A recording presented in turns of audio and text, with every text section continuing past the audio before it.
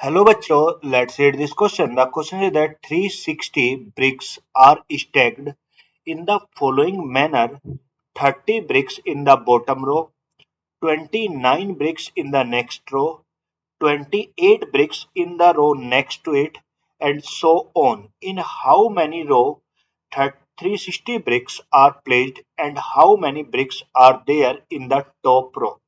बोलता है कि कोई एक मेरे पास 360 ब्रिक है, उन्हें स्टेक करना है रो बाय रो में। तो बोलता है इस तरीके से कि पहली रो में 30 ब्रिक आए, दूसरी रो में 29, तीसरी रो में 28 और सो ऑन। तो कह रहा है हाउ मेनी रो कि ये 360 ब्रिक प्लेस हो जाएंगी और जो लास्ट जो टॉप रो होगी उसमें कितनी ब्रिक मेरी आएंगी। अब देखो उसने हमें यहाँ पे क्या दे दिया, उसने बोल दिया कि जो टोटल नंबर ऑफ ब्रिक है, जो बोल दिया जो टोटल नंबर ऑफ ब्रिक्स है, टोटल नंबर ऑफ ब्रिक्स है वो कितनी है मेरी 360 है। टोटल नंबर ऑफ ब्रिक कितने 360। अब उसने बोल दिया फर्स्ट रो में, और देखो उसने हमें दे रखा है जो फर्स्ट रो में, भाई फर्स्ट रो में कितनी ब्रिक आएंगी, भाई फर्स्ट रो में जो है वो कितनी 30, सेकंड रो में कितनी आएंगी, भाई सेकंड रो में 29, थर्ड रो में थर्ड रो में कितने आएंगी 28। तो ये इस तरीके से बनेगा 30, 29, 28 और dot dot dot dot dot, ये मेरा बनेगा ये। अब उसने ये क्या बनना है, मेरी एक एपी बनी, ये मेरी क्या बनी एपी, क्यों, ये इसमें ये मेरा यहाँ पे डिफरेंस जो है वो कॉमन डिफरेंस क्या है, हर एक का बराबर बराबर एक एक कम होती जाए। तो अगर मैं इस एपी की बात करूँ, इसमें जो मेरी फर्स्ट टर्म है वो कितनी है 30 है। जो मेरा कॉमन डिफरेंस है, जो मेरा कॉमन डिफरेंस है डी, मेरा कितना है भाई कॉमन डिफरेंस कितना 29 माइनस 30, और 29 माइनस 30 कितना माइनस का 1। और जो यहाँ पे एस एन है, एस एन है वो कितना है 360 है। क्योंकि टोटल नंबर ऑफ ब्रिक्स तो कितनी है 360 ही है मेरी। अब हम जानते हैं जो मेरा एस एन का फॉर्मूला होता है, जो मेरा एस एन का फॉर्मूला होता है, एस एन इक्वल टू कितना एन बाई टू और कितना 2a plus N minus one और इंटू क्या होता है डी होता है, N by two into 2a plus N minus one into D. तो अगर मैं यहाँ पे n की वैल्यू को पुट करूं, अगर मैं यहाँ पे n की, अब देखो ऐसे निकालना वो सॉरी n तो निकालना ही है ये चीज, तो कितनी, तो ये n बाई टू और यहाँ पे ये एस एन सबके मान वैल्यू पुट करें, तो यहाँ पे एस एन का मान भी पुट करें, तो एस एन कितना है मेरा 360 है। एस एन कितना है 360, तो ये होगा 360 into 2 into 30 plus n minus one और इंटू कितना माइनस का 1 हो गया।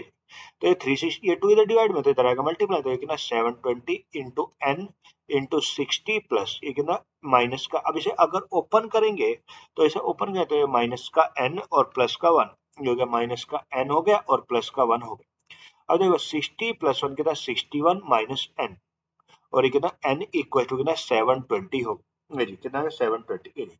तो अगर इसे ओपन किया जाए तो कितना होगा भाई, होगा 61 n minus N square equal to कितना 720। अब देखो माइनस का n स्क्वायर तो इधर आएगा प्लस का एन स्क्वायर माइनस का 61 n माइनस कितना 720 ये जी।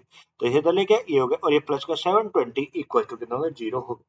अब ये मेरी क्या बन गई क्वाड्रेटिक इक्वेशन बन गई। अगर ये मेरी क्वाड्रेटिक इक्वेशन है तो इस यहाँ पे 720 के ऐसे फैक्टर को जिसका प्लस माइनस किसके बाद 61 के बराबर हो, जिसका प्लस माइनस किसके 61 के बराबर, तो ये मेरे क्या बनेगा एन स्क्वायर माइनस के कितना बनेगा 45 और 16, तो 45 एन माइनस 16 एन और प्लस कितना 720 आ गया और ये जीरो के बराबर ये। तो अगर मैं यहाँ पे कॉमन लूँ, अगर मैं यहाँ पे कॉमन लूँ तो क्या बनेगा एन कॉमन ले लेता हूँ एन माइनस 45 और माइनस के 16 को मैं ले लेता हूँ एन माइनस कितना 45 ये, तो ये मेरा आ गया। तो यहाँ से जो एन माइनस 45 और ये हो गया कितना, ये हो गया एन और ये किसका है जीरो का, तो होगा एन माइनस 16 ये भी जीरो। तो एक बार तो एन माइनस 45 को जब जीरो के बराबर तो एन इक्वल टू 45 आ गया और एक बार एन इक्वल टू कितना आ गया 16 आ गया। एन इक्वल टू एक बार तो 45 आ रहा है और एक बार एन क्या आ रहा है 16 आ रहा है। अब अगर मैं यहाँ पे ये जी, अब अगर मैं यहाँ पे इसे हम जानते हैं ये तो मेरा आ गया। अगर मैं ए एन की बात करूँ, ए एन मेरा क्या होता है ए प्लस एन माइनस वन और इनटू क्या होता है डी होता है ये।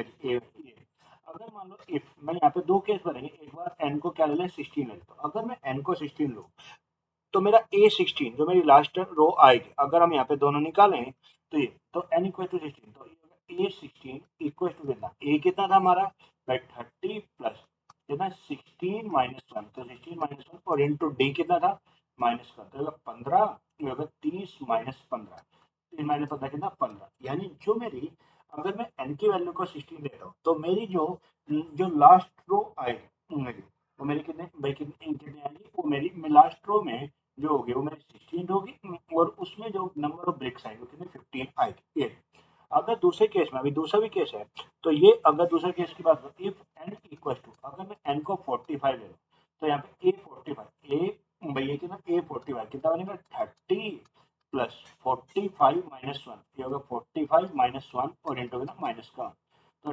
30 माइनस करना 44 और एक कितना माइनस का, ये कितना आ गया 14 आ गया। क्या मेरे किसी भी रो में नेगेटिव में नंबर ऑफ ब्रिक्स हो सकते हैं? तो निगेटिव में तो नंबर ऑफ ब्रिक्स नहीं होते, यानी ये वाला केस तो पॉसिबल नहीं है, यानी n इक्वल टू 45 तो पॉसिबल नहीं है, नॉट पॉसिबल। तो अगर ये पॉसिबल नहीं तो फिर n का एक ही मान रहा, तो वो मेरा कितना रहा 16 रहा। तो यहाँ पे जो मेरी वैल्यू बनेगी, जो मेरी वैल्यू आएगी n नंबर ऑफ रो तो कितनी बनेगी 16 बनेगी, एंड जो लास्ट रो में नंबर ऑफ ब्रिक्स आएंगे वो टॉप रो में वो कितने 15 आएंगे। So the answer of this question is number of row is 16 and the number of bricks in the last row is 15. Hope you will understand it. Thank you and best of